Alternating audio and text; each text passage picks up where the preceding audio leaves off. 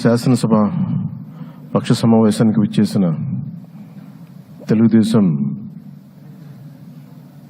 ఎమ్మెల్యేలకి, జనసేన ఎమ్మెల్యేలకి, భారతీయ జనతా పార్టీ ఎమ్మెల్యేలకి మనస్ఫూర్తిగా మీ అందరికీ నా హృదయపూర్వక నమస్కారం. మీ అందరికీ నా హృదయపూర్వక స్వాగతం తెలియజేసుకుంటున్నాను. వేదిక పైన తెలుగుదేశం రాష్ట్ర అధ్యక్షులు, మన తెలుగుదేశం పార్టీ రాష్ట్ర అధ్యక్షులు శ్రీ అచ్చెన్నాయుడు గారికి, భారతీయ జనతా పార్టీ అధ్యక్షురాలు శ్రీమతి దగ్గుపాటి పురంధేశ్వరి గారికి నా హృదయపూర్వక నమస్కారాలు. తాడేపల్లిగూడెం సభలో నేను చెప్పినట్టుగా ఒక దార్శనికులు, 4 దశాబ్దాల సుదీర్ఘ అనుభవం, ఎన్నో ఒడిదుడుకులను ఎదుర్కొన్న తెలుగుదేశం జాతీయ పార్టీ అధ్యక్షులు శ్రీ నారా చంద్రబాబు నాయుడు గారికి నా హృదయపూర్వక నమస్కారం.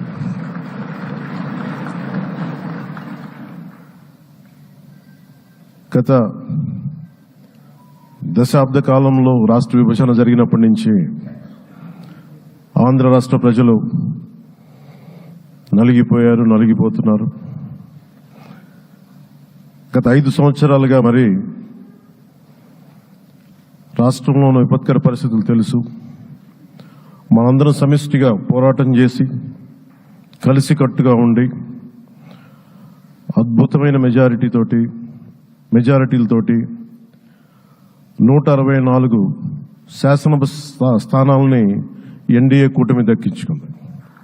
అద్భుతమైన విజయం. 21 పార్లమెంట్ సభ్యుల్ని మన సెంట్రల్ హాల్లో కూడా మాట్లాడుతూ ఉంటే అందరికీ ఆంధ్రప్రదేశ్ విజయం, తెలుగుదేశం, జనసేన, భారతీయ జనతా పార్టీతో కూడిన ఎన్డీఏ కూటమి విజయం దేశం మొత్తం చాలా ఒక స్ఫూర్తినిచ్చింది.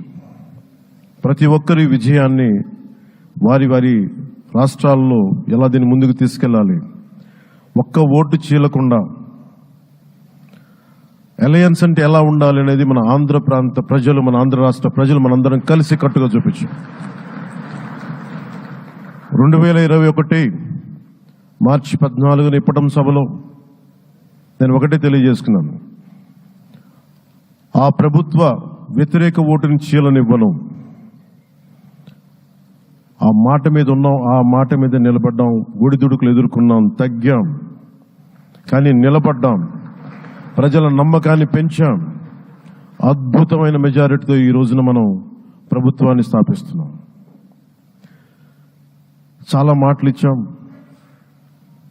పొద్దున కూడా జనసేన లెజిస్లేటివ్ పార్టీ మీటింగ్లో నాయకుడిగా ఎన్నుకున్న సందర్భంలో మాట్లాడుతూ మనం చాలా మాటలు ఇచ్చాం.